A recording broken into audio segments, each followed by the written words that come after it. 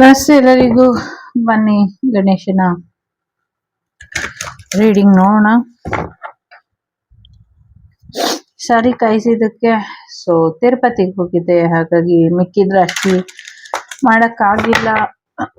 Ganesha reading ಕೂಡ ಮಾಡೋಕ್ಕಾಗಿಲ್ಲ. ತುಂಬ ಚೆನ್ನಾಗಿ ದರ್ಶನ ಆಯಿತು, ಎಲ್ಲರಿಗೂ ಹೇಳ್ಕೊಂಡು ಬಂದಿದ್ದೀನಿ. ಈಗ ಗಣೇಶನ ರೀಡಿಂಗ್ ನೋಡಿ ಮತ್ತೆ ನಾನು ನಿಮ್ಮ ಮಿಕ್ಕಿದ ರಾಶಿ ರೀಡಿಂಗ್ ಮಾಡ್ತೀನಿ. ನಿಧಾನ ಆಗಿದ್ದಕ್ಕೆ ಕ್ಷಮೆ ಕೋರ್ತಾ ರೀಡಿಂಗ್ ಅನ್ನ ಮಾಡುವ.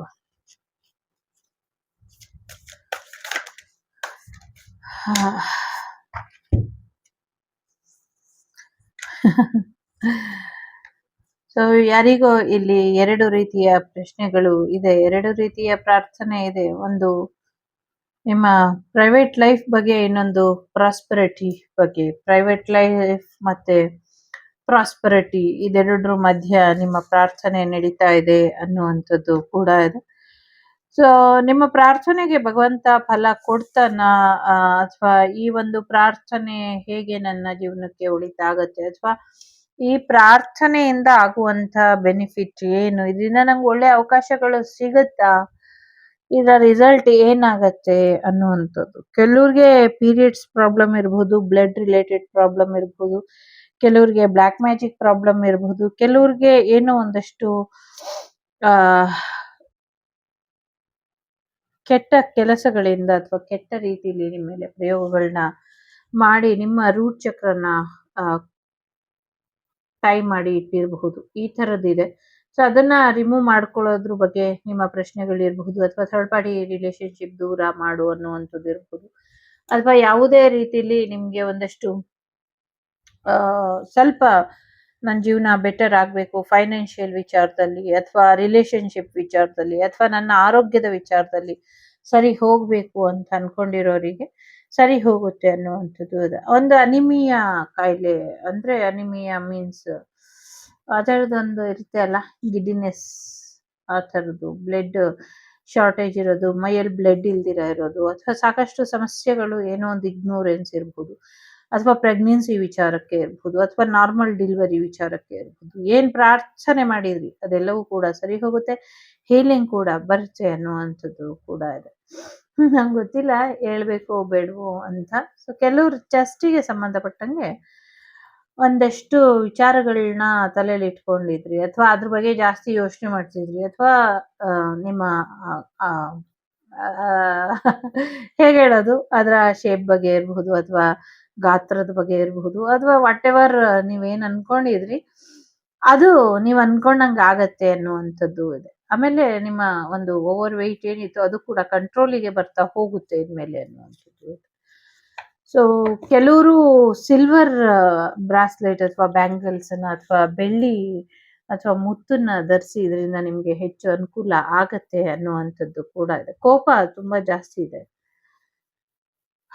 ಕೋಪನ ಕಂಟ್ರೋಲ್ ಮಾಡ್ಕೊಳ್ಳಿ ಅನ್ನುವಂಥದ್ದು ಇದೆ. ಅದು ನಿಮ್ಮ ಕೋಪ ಕೂಡ ಇರ್ಬೋದು, ಬೇರೆಯವ್ರು ನಿಮ್ಮ ಮೇಲೆ ತೋರಿಸುವಂತ ಕೋಪ ಕೂಡ ಇರ್ಬೋದು. ಅದ್ರ ಕಡೆ ಕೂಡ ಹೆಚ್ಚಿನ ಗಮನನ ಕೊಡಿ ಅನ್ನುವಂಥದ್ದು ಇದೆ. ನಂಗೆ ಗೊತ್ತಿಲ್ಲ, ಜಾಸ್ತಿ ಬ್ಲಡ್ ರಿಲೇಟೆಡ್ ಬರ್ತಿದೆ, ಯಾಕೆ ಅನ್ನುವಂಥದ್ದು ಗೊತ್ತಿಲ್ಲ. ಒಂದಷ್ಟು ನಿಮ್ಮ ಪೀರಿಯಡ್ ಬ್ಲಡ್ ಇಂದ ಸಮಸ್ಯೆಗಳಾಗಿದ್ರೆ, ಅಥವಾ ನಿಮ್ಮ ಒಂದು ಪೀರಿಯಡ್ ಇರ್ರೆಗ್ಯುಲರ್ ಏನಾದ್ರು ಆಗಿದ್ರೆ ಅದು ಸರಿ ಹೋಗುತ್ತೆ ಅನ್ನುವಂಥದ್ದು ಇದೆ. ಜೊತೆಗೆ ಕೆಲವರು, ನಂಗೆ ಗೊತ್ತಿಲ್ಲ, ನಾನು ಹೇಳ್ಬೇಕು ಇಲ್ವೋ ಗೊತ್ತಿಲ್ಲ, ಏನಾದ್ರೂ ತಪ್ಪಾಗಿದ್ರೆ ದಯವಿಟ್ಟು ಕ್ಷಮಿಸಿ ಅಂತ ಕೇಳ್ಕೊಳ್ತೀನಿ.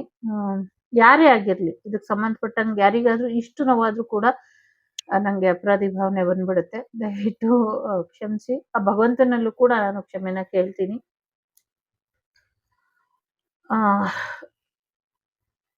ಬ್ಲಡ್ ನ ತಗೊಂಡು, ಅಥವಾ ಎಸ್ಪೆಷಲಿ ಈ ಒಂದು ಮಂತ್ಲಿ ಬ್ಲಡ್ ಏನು ರಿಲೀಸ್ ಆಗುತ್ತೆ, ಇದನ್ನ ತಗೊಂಡು ಯಾರೋ ಪ್ರಯೋಗನ ಮಾಡಿ ದೇವರನ್ನ ಏನು ಬಂದಿ ಮಾಡಿ ಎಷ್ಟೋ ವರ್ಷಗಳಿಂದ, ಯುಗಗಳಿಂದ ಅದು ರಕ್ತದ ಮಡುವಿನಲ್ಲಿ ಹೆಪ್ಪುಗಟ್ಟಿ ಕೂತಿದೆ.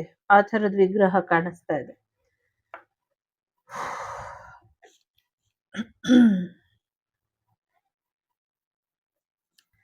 ಹೆಪ್ಪುಗಟ್ಟಿ ಕೂತಿದೆ, ಆ ಥರ ವಿಗ್ರಹ ಕಾಣಿಸ್ತಾ ಇದೆ. ಆ ಥರ ವಿಗ್ರಹನ ನೀವೇನಾದ್ರೂ ನಿಮ್ಮ ಕೈಯಿಂದ ಇಂಥ ಒಂದು ಕಾರ್ಯ ಆಗಿದ್ರೆ ಯಾರೂ ಅನ್ಯಥ ಭಾವಿಸಬಾರ್ದು. ಇಲ್ಲಿ ಬಂದಿರೋದ್ರಿಂದ, ನಂಗೆ ಕಾಣಿಸ್ತಿರೋದ್ರಿಂದ ಹೇಳ್ತಾ ಇದ್ದೀನಿ. ಸೊ ಇದನ್ನ ರಿಮೂವ್ ಮಾಡಿ ಶುದ್ಧಗೊಳಿಸಿ ಸ್ವಚ್ಛಗೊಳಿಸಿ ಅನ್ನುವಂಥದ್ದು ಇದೆ. ಈ ಒಂದು ರಕ್ತದೋಕುಳಿನ ಆಡಿ ಏನು ಒಂದು ವ್ಯಾಘ್ರ ದಿಗ್ಬಂಧನ ಅನ್ನುವಂಥ ರೀತಿಯಲ್ಲಿ ಮಾಡಿದ್ರು, ಅಥವಾ ದೇವರುಗಳಿಗೆ ಒಂದು ರೀತಿ ನೆಗೆಟಿವಿಟಿನ ಮಾಡಿದ್ರು, ಇದೆಲ್ಲವೂ ಕೂಡ ರಿಲೀಸ್ ಆಗುವಂಥದ್ದು, ಬಿಡುಗಡೆ ಮಾಡಬೇಕಾದಂಥ ಸಮಯ ಬಂದಿದೆ, ಈಗ ಬಿಡುಗಡೆ ಆಗತ್ತೆ ಅದು ಅನ್ನುವಂಥದ್ದು. ಸೊ ಮಾಡಿ, ನಿಮ್ಮಿಂದನೇ ಆಗ್ಬೇಕು ಅನ್ನುವಂಥದ್ದು ಕೂಡ ಇದೆ, ಮಾಡಿ ಅನ್ನುವಂಥದ್ದು ಕೂಡ ಇದೆ. ಕೋಪನ ಕಂಟ್ರೋಲ್ ಅಲ್ಲಿ ಇಟ್ಕೊಳ್ಳಿ ಅನ್ನುವಂಥದ್ದು ಕೂಡ ಇದೆ. ನಂಗೆ ಗೊತ್ತಿಲ್ಲ, ತುಂಬಾ ಸೀಕ್ರೆಟ್ ಮೆಸೇಜಸ್ ಇದೆ, ಯಾರೋ ಒಂದು 10-20 ಜನಕ್ಕೆ ಇರ್ಬೋದು ಅದು. ಬಟ್ ಅದನ್ನ ನಂಗೆ ಹೇಳಲಿಕ್ಕೆ ನಂಗೆ ಬರಲ್ಲ ಅಷ್ಟೇ, ನಂಗೆ ಹೇಳಲಿಕ್ಕೆ ಬರೋದಿಲ್ಲ. ಆ ಟಾಪಿಕ್ ಆಗಿರಲಿ ಅಥವಾ ಒಂದು ವಿಚಾರ ಆಗಿರಲಿ,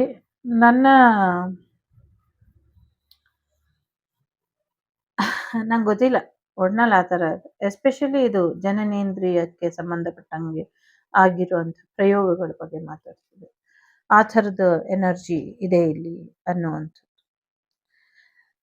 ಸೊ ಸ್ವಲ್ಪ ಆ ಥರದ್ದು ಏನಾದರೂ ಬ್ಲಡ್ ರಿಲೇಟೆಡ್ ಯಾವುದಾದ್ರೂ ದೇವಿನ, ಕ್ಷುದ್ರ ದೇವತೆನ ಏನಾದರೂ ನೀವು ಆಹ್ವಾನ ಮಾಡಿ ಬಿಟ್ಟಿದ್ರೆ ಅದನ್ನ ಶಾಂತಗೊಳಿಸಿ ವಾಪಸ್ ಕಳಿಸಿ ಅನ್ನುವಂಥದ್ದು ಇದೆ. ಇನ್ಮೇಲೆ ಭೂಮಿ ಮೇಲೆ ಕ್ಷುದ್ರ ದೇವತೆಗಳು ಇರಬಾರ್ದು ಅನ್ನುವಂಥದ್ದು. ಯಾಕಿರಬಾರ್ದು, ಅದೇ ನಮ್ಮ ಮನೆ ಆಸ್ತಿನ ಅಂದ್ರೆ ಇಲ್ಲ, ಇನ್ಮೇಲೆ ಜಗತ್ತು ಶಾಂತಿಯಾಗಿ ಇರಬೇಕು, ಶಾಂತಿಯುತವಾಗಿ ಇರಬೇಕು. ಆಲ್ರೆಡಿ ಮಂಗಳ ಗ್ರಹ ರವ ರವ ರವ ಅಂತ ಇರ್ತಾರೆ, ಅದ್ರ ಮಧ್ಯೆ ಇವರು ಸೇರ್ಕೊಂಡ್ರೆ ಜಗತ್ತು ಎಲ್ಲಿಗೆ ಹೋಗುತ್ತೆ ಅಲ್ವಾ? ಸೊ ಹಾಗಾಗಿ ಅದು ಬೇಡ ಅನ್ನುವಂಥದ್ದು ಇದೆ. ಸೊ ಆ ರೀತಿ ಒಂದು ಶುದ್ಧತಾ ಕಾರ್ಯನ ಮಾಡಿದ್ದೆ ಆದ್ರೆ ಸಾಕಷ್ಟು ಬೆಳಕು ನಿಮ್ಮ ಜೀವನಕ್ಕೂ ಬರುತ್ತೆ. ಯಾರು ಸಮಸ್ಯೆಯಿಂದ ಬಳಲಿದ್ರು ಅವರ ಜೀವನಕ್ಕೂ ಕೂಡ ಬೆಳಕು ಬರುತ್ತೆ. ಇಡೀ ದೇವತೆಗಳ ಆಶೀರ್ವಾದ, ಅನುಗ್ರಹ ನಿಮ್ಗೆ ಸಿಗತ್ತೆ ಅನ್ನುವಂಥದ್ದು. ಸಿಂಹ ಕೊಡಿಸ್ಬೇಕು ಅನ್ಕೊಂಡು ಕೊಡ್ಸಿ ಅದು ಸಿಂಹ ಕೊಡ್ಸೋದ್ರಿಂದ ನಿಮ್ಮ ಮಕ್ಕಳ ಒಂದು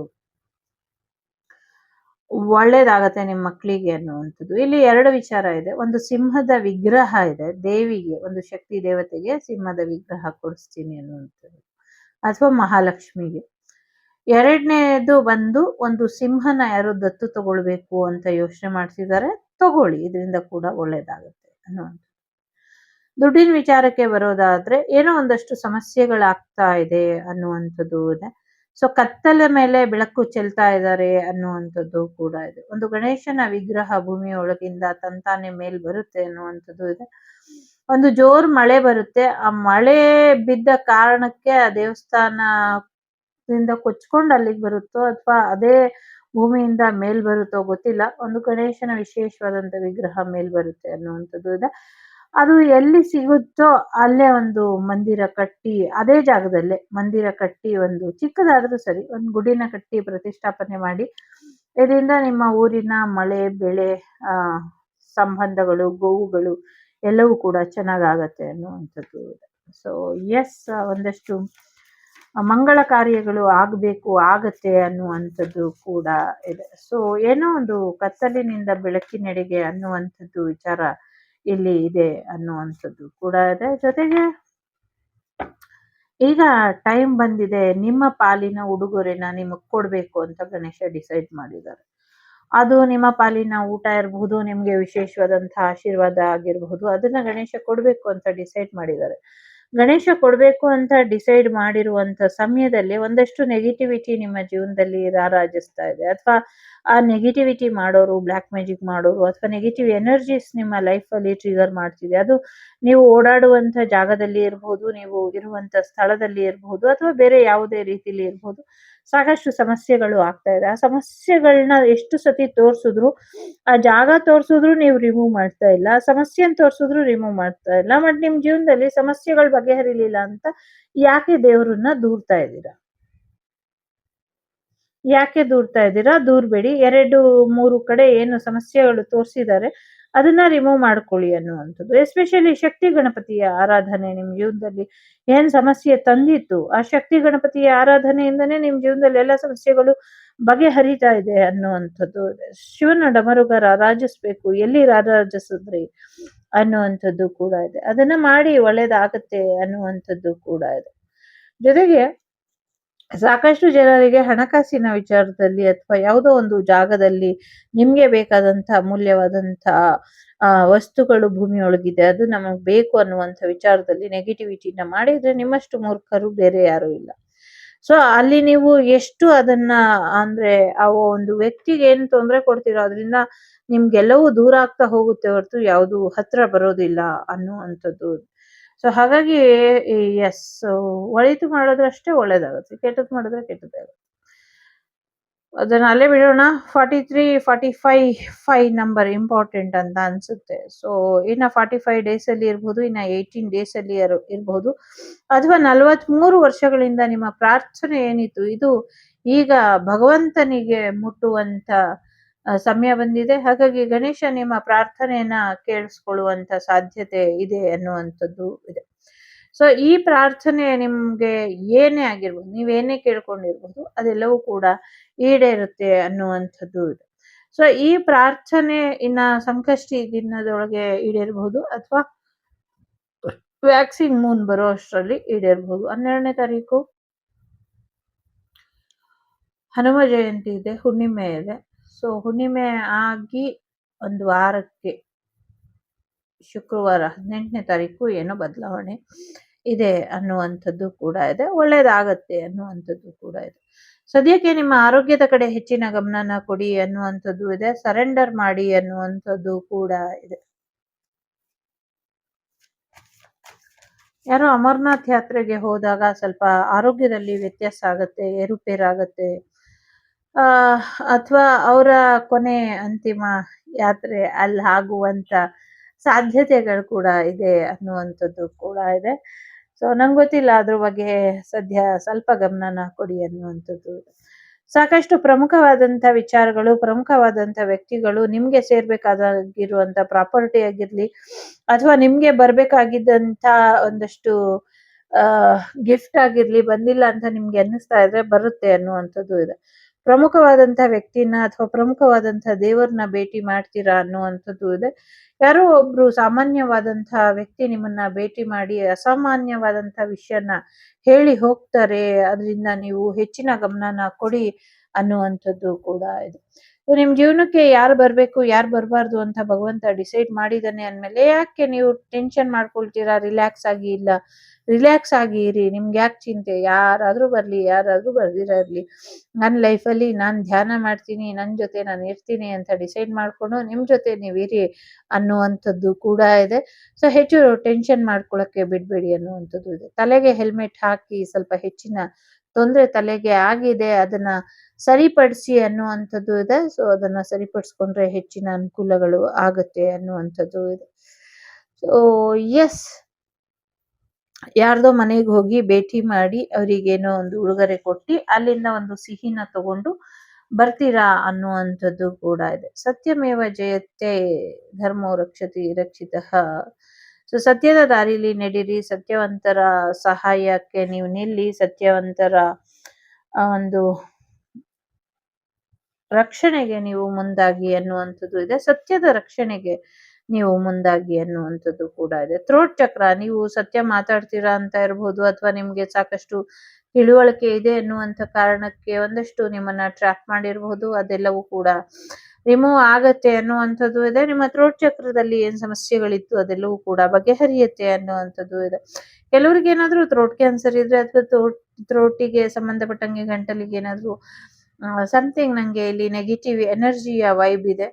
ಸೊ ಆ ನೆಗೆಟಿವ್ ಎನರ್ಜಿ ಸಾಯ್ಬೇಕಾದ್ರೆ ಏನೋ ಒಂದಷ್ಟು ಪೈಪ್ ಗೀಪ್ ಹಾಕಿ ಅದು ಅಂತ್ಯ ಆಗಿತ್ತೋ ಏನೋ ಅದ್ರದ್ದು. ಸೊ ಅದೇ ಭ್ರಮೆಯಲ್ಲಿ ಇರುವಂತ ನೆಗೆಟಿವ್ ಎನರ್ಜಿಗೂ ಕೂಡ ಆ ಭ್ರಮೆಯಿಂದ ಹೊರಬಂದು ಒಂದು ಧ್ಯಾನದ ಮುಖೇನ ಒಂದಷ್ಟು ಒಳ್ಳೆಯ ಮಾರ್ಗದರ್ಶನ ಸಿಗುತ್ತೆ ಅದಕ್ಕೆ ಅನ್ನುವಂಥದ್ದು ಕೂಡ ಇದೆ. ಸೊ ಹೆಚ್ಚು ಎಲ್ಲರ ಬಗ್ಗೆ ಯೋಚನೆ ಮಾಡ್ತಾ ನೀವು ರೆಸ್ಟ್ ಮಾಡ್ತಾ ಇಲ್ಲ ಅನ್ನುವಂಥದ್ದು ಇದೆ. ಸೊ ಹಾಗಾಗಿ ಹೆಚ್ಚು ರೆಸ್ಟ್ ಮಾಡಿ, ಇದರಿಂದ ಹೆಚ್ಚು ಅನುಕೂಲಗಳು ಆಗತ್ತೆ ಅನ್ನುವಂಥದ್ದು ಕೂಡ. ಎಷ್ಟ್ ಹೇಳಿದ್ರು ಸಂಕಷ್ಟಿ ವ್ರತ ಮಾಡ್ತಿಲ್ಲ ಅಲ್ವಾ ಅಂತ ಪ್ರಶ್ನೆ ಕೂಡ ಇದೆ. ಸಂಕಷ್ಟಿ ವ್ರತನ ಮಾಡಿ, ಇದರಿಂದ ಹೆಚ್ಚು ಅನುಕೂಲ ಆಗತ್ತೆ ಅನ್ನುವಂಥದ್ದು ಇದೆ. ಹಸಿರು ಬಣ್ಣದ ವಸ್ತ್ರನ ದೇವರಿಗೆ ಒಂದು ಸೇವಾರ್ಥವಾಗಿ ಕೊಡಿ. ಇದರಿಂದ ಕೂಡ ಒಳ್ಳೇದಾಗತ್ತೆ ಅನ್ನುವಂಥದ್ದು ಕೂಡ ಇದೆ. ನೀವು ಹಸಿರು ಬಣ್ಣನ ಧರಿಸಿ ಇದರಿಂದ ಹೆಚ್ಚು ಅನುಕೂಲಗಳು ಆಗತ್ತೆ ಅನ್ನುವಂಥದ್ದು ಕೂಡ ಇದೆ. ಯಾರು ನಿಮ್ಮನ್ನ ಭೇಟಿಯಾಗಿ ತಮ್ಮ ಕೊನೆಯ ಕ್ಷಣನ ಕಳೀತಾರೆ ಅನ್ನುವಂಥದ್ದು ಕೂಡ ಇದೆ. ನಂಗೆ ಗೊತ್ತಿಲ್ಲ, ತುಂಬಾ ಹೆವಿ ಎನರ್ಜಿ ಇದೆ ಇಲ್ಲಿ. ಬಿಸ್ನೆಸ್ ವಿಚಾರ ಅಥವಾ ಪ್ರೆಗ್ನೆನ್ಸಿ ವಿಚಾರ ಯೋಚನೆ ಮಾಡ್ತಾ ಸಮಯ ವ್ಯರ್ಥ ಮಾಡಬೇಡಿ ಅನ್ನುವಂಥದ್ದು ಇದೆ. ನಿಮ್ಮ ಲೋವರ್ ಚಕ್ರ ಅಥವಾ ಮಿಡಲ್ ಚಕ್ರಗಳ ಬಗ್ಗೆ ಹೆಚ್ಚಿನ ಗಮನನ ಕೊಡಿ ಅನ್ನುವಂಥದ್ದು ಇದೆ. ಹತ್ತಿ ಬಿಸ್ನೆಸ್ ತುಂಬಾ ಚೆನ್ನಾಗಿ ಆಗತ್ತೆ. ತಂಬಾಕು ಬಿಸ್ನೆಸ್ ಬಗ್ಗೆ ಇಲ್ಲಿ ಯಾರೋ ಬೆಳೆಯುವಂತ ಮಾತಿದೆ, ಬಟ್ ಬೆಳೆಯಕ್ ಹೋಗ್ಬೇಡಿ ಅಂತ ನಾ ಹೇಳ್ತೀನಿ. ಹ್ಮ್ ಯಾಕೆ ಅಂದ್ರೆ ಅದರಿಂದ ದುಡ್ಡು ಬರುತ್ತೆ, ಎಸ್ ಇಲ್ಲ ಅಂತ ಇಲ್ಲ, ಬಟ್ ಅದು ಏನಾಗತ್ತೆ ಅಂದ್ರೆ ಸಮಾಜಕ್ಕೆ ಹಾನಿಕಾರಕ ಅಲ್ವಾ, ಬೇಡ ಅಂತ. ಸೊ ಫ್ಯೂಚರ್ ಪ್ರಾಮಿಸ್ ಮಾಡ್ತಿದ್ದಾರೆ ಗಣೇಶ ಇಲ್ಲಿ. 8 ನಂಬರ್ ತುಂಬಾ ಇಂಪಾರ್ಟೆಂಟ್ ಅಂತ ಅನ್ನಿಸ್ತಾ ಇದೆ. ಜೊತೆಗೆ 33 ನಂಬರ್ ನಿಮ್ಗೆ ಏಂಜಲ್ ಗೈಡೆನ್ಸ್ ಅನ್ನ ಕೊಡ್ತಾ ಇದ್ದಾರೆ ಅನ್ನುವಂಥದ್ದು ಕೂಡ ಇದೆ. So 33 number is most important number. ಜೊತೆಗೆ 5 ನಂಬರ್ ಕೂಡ, ಯಾರೋ ಲಕ್ಕಿ ನಂಬರ್ ಯಾವ್ದು ತಗೊಳ್ಳೋದು ಅಂದ್ರೆ 5-3 ತಗೊಳ್ಳಿ ಎನ್ನುವಂಥದ್ದು ಕೂಡ ಇದೆ. 5 ಕೂಡ ನಿಮ್ಗೆ ಲಕ್ಕಿನೇ ಕಾಣಿಸ್ತಾ ಇದೆ. ಜೊತೆಗೆ ಬ್ರಹ್ಮ ವಿಷ್ಣು ಶಿವ 3 ಜನರ ಗೈಡೆನ್ಸ್ ಅನ್ನ ಪಡ್ಕೊಂಡು ಗಣೇಶ ನಿಮ್ ಜೀವನಕ್ಕೆ ಗೈಡೆನ್ಸ್ ಅನ್ನ ಕೊಡ್ತಿದ್ದಾರೆ. ಎಸ್ಪೆಷಲಿ ಎಲ್ಲಿ ನೆಗೆಟಿವಿಟಿ ಇದೆ, ಎಲ್ಲಿ ಸಾಮಾಜಿಕ ಕಳಕಳಿಯಿಂದ ನೀವೇನೋ ಸಹಾಯ ಮಾಡಕ್ ಹೋಗಿ ಸಮಸ್ಯೆನ ಎದುರಿಸ್ತಾ ಇದ್ದೀರಾ, ಇದೆಲ್ಲದಕ್ಕೂ ಕೂಡ ಗಣೇಶ ಪರಿಹಾರನ ಕೊಡ್ಬೇಕು ಅಂತ ನಿರ್ಧಾರ ಮಾಡಿದ್ದಾರೆ. ಸೊ ಸಾಕಷ್ಟು ಒಂದು ಗೈಡೆನ್ಸ್ ನಿಮ್ಗೆ ಏನ್ ಬರ್ತಿದೆ ಈ 3 ವಿಚಾರಕ್ಕೆ, ಯೂನಿವರ್ಸ್ ಕಡೆಯಿಂದ ಇರಬಹುದು ಅಥವಾ ನಿಮ್ಮ ಒಂದು ಆಧ್ಯಾತ್ಮಿಕ ಮಾರ್ಗದಲ್ಲಿ ಗೈಡೆನ್ಸ್ ಆಗಿರುವಂತ ಗುರುಗಳ ಮುಖಾಂತರ ಇರ್ಬೋದು. ಸೊ ಗುರುಗಳು ಮತ್ತೆ ಬ್ರಹ್ಮ ವಿಷ್ಣು ಶಿವ, ಗುರು ಬ್ರಹ್ಮ ಗುರು ವಿಷ್ಣು ಗುರು ದೇವ ಮಹೇಶ್ವರ, ಗುರು ಸಾಕ್ಷಾತ್ ಪರಬ್ರಹ್ಮ ತಸ್ಮೈ ಶ್ರೀ ಗುರುವೇ ನಮಃ. ಸೊ ನೀವು ಯಾವ ಗುರುವಿನ ಅನುಗ್ರಹನ ಪಡಿತೀರೋ ಆ ಗುರುಗಳು ಬರ್ತಾರೆ. ಯಾವ ಗುರುನಾದ್ರು ನೆನ್ಸ್ಕೊಳ್ಳಿ, ಅವ್ರು ಬರ್ತಾರೆ. ಇವನ್ ದತ್ತಾತ್ರೇಯರ್ನ ನೆನ್ಸ್ಕೊಂಡ್ರು ಕೂಡ ಬರ್ತಾರೆ. ರಾಘವೇಂದ್ರ ಸ್ವಾಮಿ, ಬಾಬಾ, ಯಾರನ್ನಾದ್ರೂ ನೆನ್ಸ್ಕೊಳ್ಳಿ, ಎಲ್ರು ಕೂಡ ಬರ್ತಾರೆ ಅನ್ನುವಂಥದ್ದು ಕೂಡ ಇದೆ. ಸಾಕಷ್ಟು ಭೂಮಿ ಮೇಲೆ ಭಗವಂತ ಬಂಧುದಂತ ಕುರುಹುಗಳು ಇರುವಂತ ಜಾಗಕ್ಕೆ ಹೋಗ್ಬಿಟ್ಟು ಬನ್ನಿ, ಇದರಿಂದ ನಿಮ್ಗೆ ಒಳ್ಳೇದಾಗತ್ತೆ ಅನ್ನುವಂಥದ್ದು ಇದೆ. ಎಲ್ಲೋ ಒಂದ್ ಕಡೆ ಗಣೇಶನಿಗೆ ನಿಮ್ಮಿಂದ ಬೇಜಾರಾಗಿರಬಹುದು. ಸೊ ಆ ಬೇಜಾರನ್ನ ಹೋಗ್ಲಾಡ್ಸಿ ಗಣೇಶ ಮುಂಚೆ ತರಾನೇ ನಿಮ್ ಜೊತೆ ಚೆನ್ನಾಗಿರೋ ಹಾಗೆ ನೋಡ್ಕೊಳ್ಳಿ ಅನ್ನುವಂಥದ್ದು ಇದೆ. ಗಣೇಶ ಪರಿಸ್ಥಿತಿ ಕೈಮೀರಿ ಹೋಗ್ತಾ ಇದೆ, ನಾನು ಎಷ್ಟೇ ಮಾರ್ಗದರ್ಶನ ಕೊಟ್ರು ಯಾರು ನನ್ ಮಾತ್ ಕೇಳ್ತಾ ಇಲ್ಲ, ನೀವೇ ಏನಾದ್ರೂ ಮಾಡಿ ಅನ್ಬಿಟ್ಟು ಬ್ರಹ್ಮ ಮತ್ತೆ ಶಿವ ಮತ್ತೆ ಕೃಷ್ಣರ ಹತ್ರ ಪ್ರಾರ್ಥನೆನ ಗಣೇಶನೇ ಇಟ್ಟಿದ್ದಾರೆ ನಿಮ್ಮ ಪರವಾಗಿ. ಯಾಕೆಂದ್ರೆ ನೀವು ಭರವಸೆನ ಕಳ್ಕೊಂಡಿರಬಹುದು, ಬಟ್ ಇಲ್ಲಿ ಗಣೇಶ ಭರವಸೆನ ಕಳ್ಕೊಂಡಿಲ್ಲ. ಗಣೇಶ ನಿಮ್ ಭರವಸೆ ಮೇಲೆ ಗಣೇಶ ಇದ್ದ, ಗಣೇಶನ್ಗೂ ನೀವು ಭರವಸೆ ಕಳ್ಕೊಂಡ್ರಿ ಅನ್ಕೊಂಡು ಬೇಜಾರಾಗಿ ಗಣೇಶ ಕೂಡ ಅವ್ರ ಹತ್ರ ಪ್ರಾರ್ಥನೆ ಇಟ್ಟಿದ್ದಾರೆ. ಹಾಗಾಗಿ ನೀವು ಭರವಸೆಯಿಂದ ಇರಿ, ಹೋಪ್ಫುಲ್ಲಿ ಇರಿ, ಎಲ್ಲವೂ ಕೂಡ ಅನುಕೂಲ ಆಗುತ್ತೆ. ನಿಮ್ಮ ಲೈಫ್ ಅಲ್ಲಿ ಯಾವ್ದು ಫುಲ್ಫಿಲ್ಮೆಂಟ್ ಆಗಿಲ್ಲ ಅನ್ಕೊಂಡಿದಿರೋ, ಇನ್ನೊಂದ್ 6 ಅವರ್ಸ್ ಅಲ್ಲಿ ಇರ್ಬೋದು, 6 ಮಂತ್ ಅಲ್ಲಿ ಇರ್ಬೋದು, 6 ಡೇಸ್ ಅಲ್ಲಿ ಇರ್ಬೋದು, ಡೆಫಿನೆಟ್ಲಿ ನೀವು ಅನ್ಕೊಂಡಿರೋದೆಲ್ಲ ಆಗತ್ತೆ. ಸೋಲ್ಮೇಟ್ ಎನರ್ಜಿ ರಿಯೂನಿಯನ್ ಆಗುವಂತ ಸಾಧ್ಯತೆಗಳು ಕೂಡ.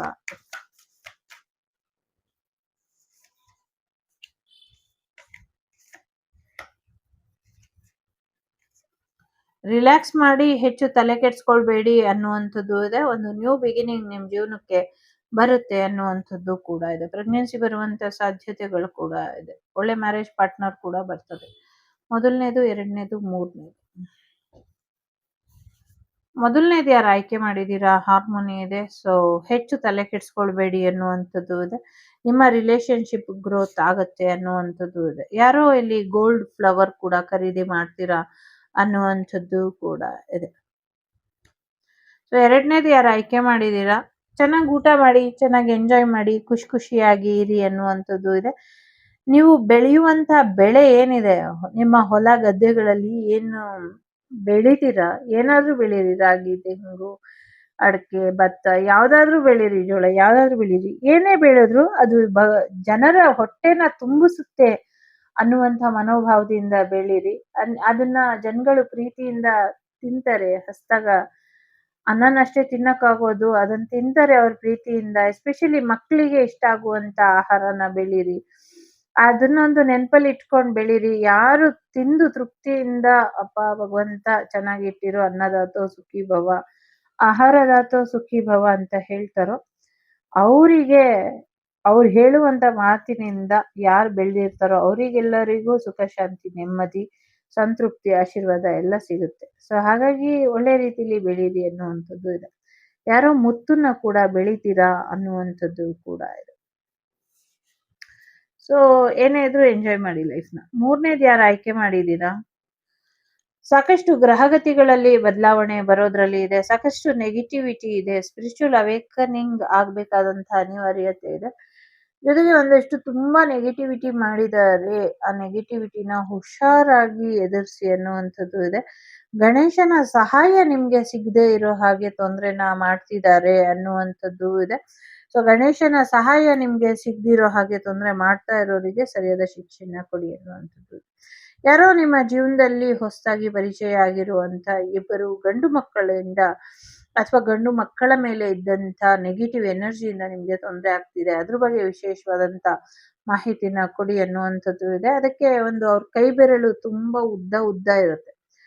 ಬರೀ ಮೂಳೆ ತರ ಇರುತ್ತೆ. ಅವರ ಫುಲ್ ಬೆರಳು ಹೀಗೆ 2 ಬೆರಳು ಸೇರ್ಸಿದ್ರೆ 1 ಬೆರಳು ಆಗುತ್ತೆ. ಆ ತರ ಹೈ ಆಗಿ ಉದ್ದಕ್ಕೆ ಇರುತ್ತೆ. ತುಂಬಾ ಉದ್ದ ಇರುತ್ತೆ ಅವರ ಬೆರಳುಗಳು, ಕೈ ಬೆರಳು.